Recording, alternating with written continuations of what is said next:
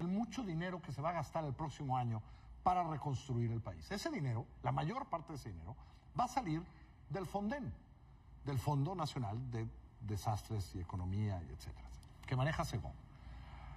Lo que hicimos, le pedimos a nuestro colaborador, a Leonardo, autor de ¿Dónde quedó la bolita? Le dijimos, a ver, pon un ojo en el FONDEN.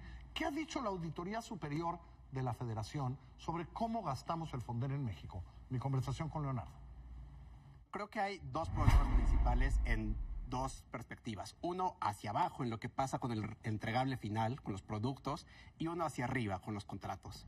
La Auditoría Superior de la Federación ha revisado durante varios años el FONDEN porque todos los años tenemos emergencias. Claro. ¿No? Por ejemplo, en 2014 se metieron a revisar qué pasó en Baja California cuando hubo un huracán y a una serie de estados, y encontró cosas muy particulares al respecto.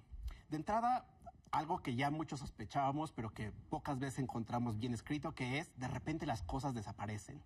Se compran medicamentos, se compran insumos de emergencia y estos simplemente desaparecen. Hay un caso espectacular en Baja California Sur en el cual se compraron 32,000 insumos médicos que estaban valuados en 25 millones de pesos. Se compraron, se pagaron y de repente no se distribuyeron. O sea, no tenemos prueba del entregable. No tenemos prueba del entregable y, peor aún, la Auditoría Superior de la Federación fue a las bodegas y las bodegas estaban vacías. Entonces, se compraron medicamentos, no se distribuyeron y luego el medicamento desapareció. Okay. Y en esa estrategia se nos perdieron 25 millones de pesos. Así es. Ahora, también se compran otra serie de cosas. Por ejemplo, después revisaron lo que tenía que ver con los insumos de primera necesidad, despensas, láminas, cobertores, colchonetas.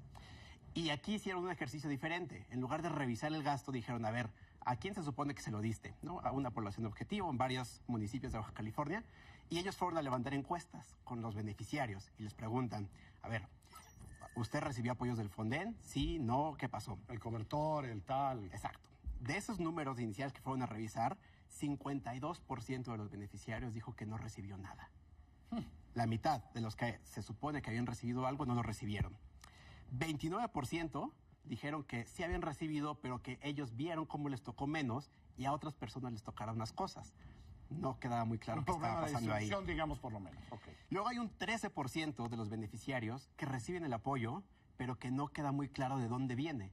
No dice o no les queda claro que eso viene del FONDEN, de algo a lo que tienen derecho por ser ciudadanos afectados en una situación de desastre.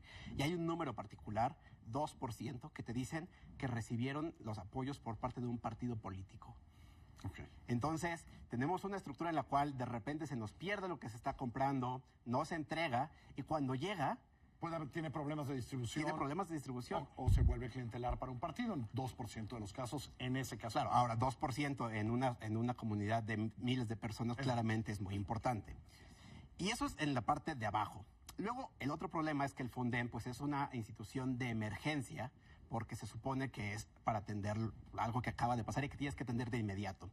Y entonces aquí hay una regla particular que te dice lo que se va a comprar y con lo que se va a reconstruir, a quién vas a contratar, lo puedes hacer por asignación directa, ¿no? Y nosotros ya hemos visto muchos casos... Porque es de emergencia y las asignaciones directas son una mala receta a veces. Exacto, porque normalmente se supone que se tendría que concursar y en este caso pues hay una situación que te dice contrata al que tenga la capacidad inmediata de resolver. Tiene una lógica, muy bien. Y aquí la auditoría se mete a revisar otro caso. En Chiapas hubo una serie de inundaciones en 2011 y también se activó el FONDEN.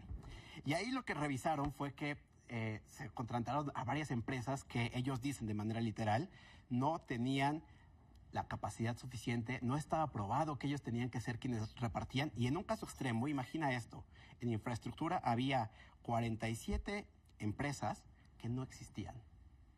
Empresas fantasmas. A las que se les asignó. Se les asignó recursos. 2011, inundaciones Chiapas.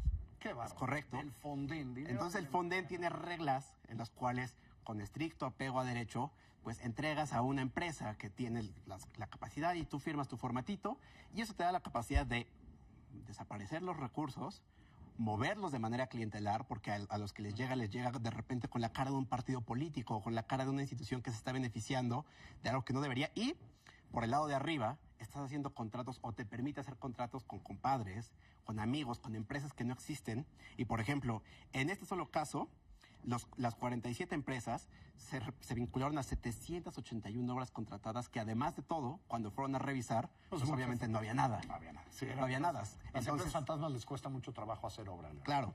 Y en este caso particular, como fue tan evidente, la auditoría logró recuperar 153 millones de pesos, pero quedaron millones más que quedaron simplemente volando. Entonces, una parte se pierde por abajo, una parte se pierde por arriba. Va a ser mucho dinero el que se va a dedicar en esta reconstrucción. Los costos van de 37 a 40 mil millones de pesos. El Fonden va a aportar. Hoy tenemos que estar muy atentos a cómo se gasta ese dinero, ¿verdad? Claro, claro. Una cosa que tú mismo mencionabas hoy por la mañana, las reglas del Fonden permiten focalizarlo, en primer lugar, con quienes están empadronados en los programas sociales, ¿no? Y entonces se llega y se toca la puerta de alguien y les dices, tú estás empadronado, vas a recibir un beneficio adicional. Y pues, no es por ser sospechosistas, pero no sería la primera vez que un programa social se usa con fines sí electorales.